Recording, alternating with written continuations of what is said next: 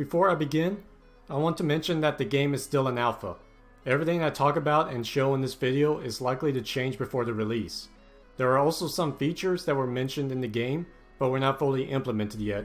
So I will be pulling some information on these features from the Legends of Equestria wiki. With that said, let's dive in and answer the question, what is Legends of Equestria?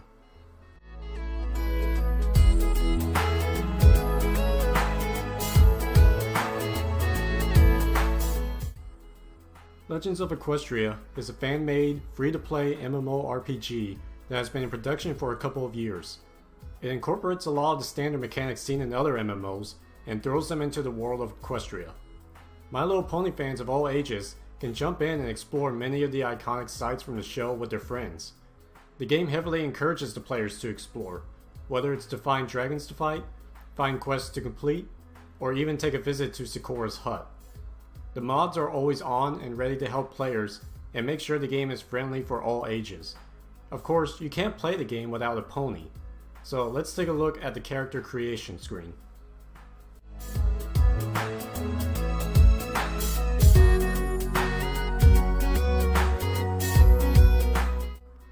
The character creation screen is where you bring your pony to life.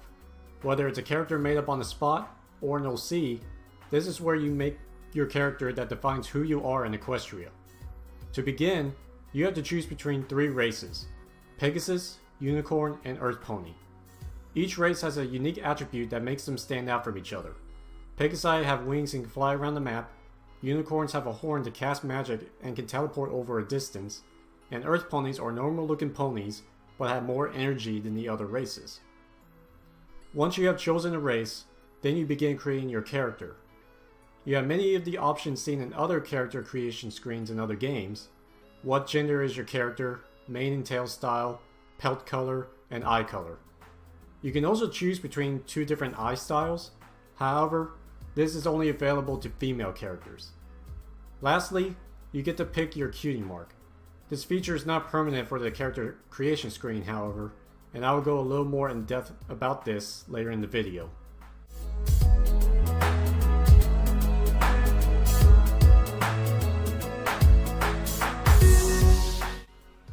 Once you have made your character, you will be taken to your race's starting zone.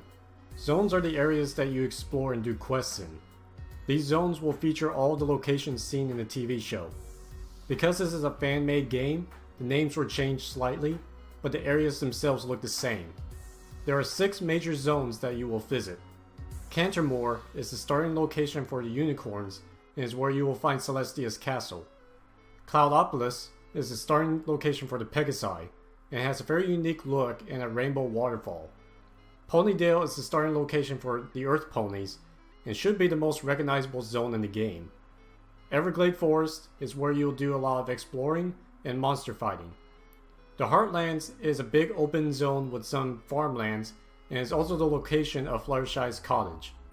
Lastly is the Crystal Kingdom, which is only accessible through the train. Some of these zones have smaller zones connected to them, such as Sweet Apple Orchards in Ponydale and Sakura's Hut in Everglade Forest. You'll also find some homes that you can go inside, like Sugar Cube Corner, Rarity's Boutique, and Twilight's Library.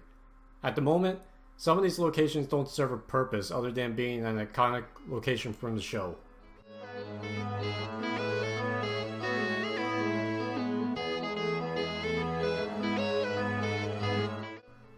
There are 7 areas of your character that you level up: Full, Combat, Animal, Flying, Magic, Triage, and Party. The overall level of your character is based on your combat level. For example, if my combat level was 32 and my magic level was 24, my character's level is 32. You level these up by gaining experience, which you either get by doing quests or by defeating monsters using abilities related to those areas. Leveling up also increases other stats, such as health and health regeneration. The current max level is 50. Each of these areas comes with its own skill tree. As you level up, you gain training points that you can spend within that tree. You start off by unlocking an ability, then you spend points upgrading that ability in different ways. Currently, all races have access to the magic and flying trees, but that is most likely to change by release. Once you've unlocked an ability, it will automatically be placed onto your action bar. There is no way to rearrange them at the moment, but it has been mentioned that the action bar would be easier to manage by release.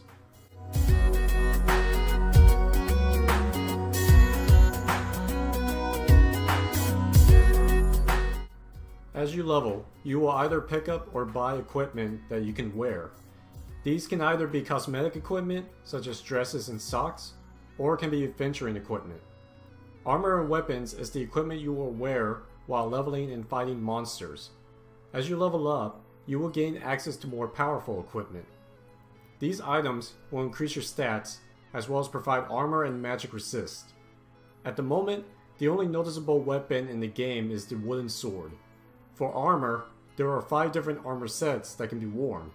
There is the bronze armor, unlocked at level 10, iron at level 20, gold at level 30, and the sunlight and moonlight armor sets at level 50.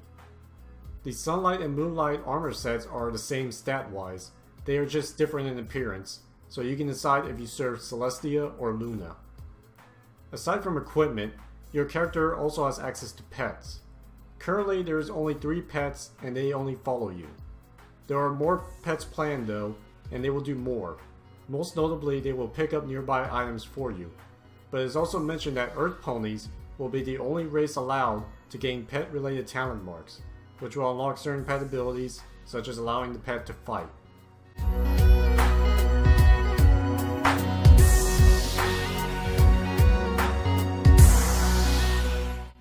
As I mentioned earlier, how you get your talent mark would be changed by release.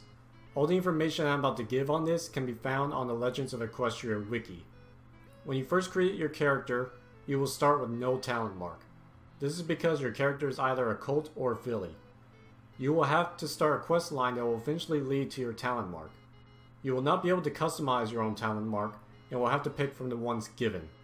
However, it's mentioned that you will be able to combine up to 3 talent marks into one and recolor it slightly. It was also mentioned that there will be a crafting system in the game, but there is no information on if it works off your talent mark. The final area I want to touch on is the socialization. In an MMO, interacting with other players is essential, especially in a game where you will most likely be partying with Pinkie Pie every night. As you're playing, you'll want to stick with your friends. There are 2 ways to do this. The first is to form a party. This allows you to group up and have better sight of each other in a crowd. This will most likely give you bonuses from defeating monsters together as well. The other way to stick together is through herds. This is a large group of players that gets access to its own chat and can organize groups and events with each other. You can form herds to do anything: adventure, roleplay, or just hang out and enjoy the game. Since the game is still in alpha, there might be other features added in by release that I didn't mention. Besides that, the game was a lot of fun and I enjoyed the 3 days I got to play it. While it might have been bumpy due to the bugs, I look forward to the game's release. Speaking of release, it was announced that the game will have a limited release in December. This means that a select number of people will have access to the game for good. To do this, simply keep an eye on the Legends of Equestria website for updates on when you can apply for the release. With that said, I hope you found this video helpful, and I will see you all in Equestria.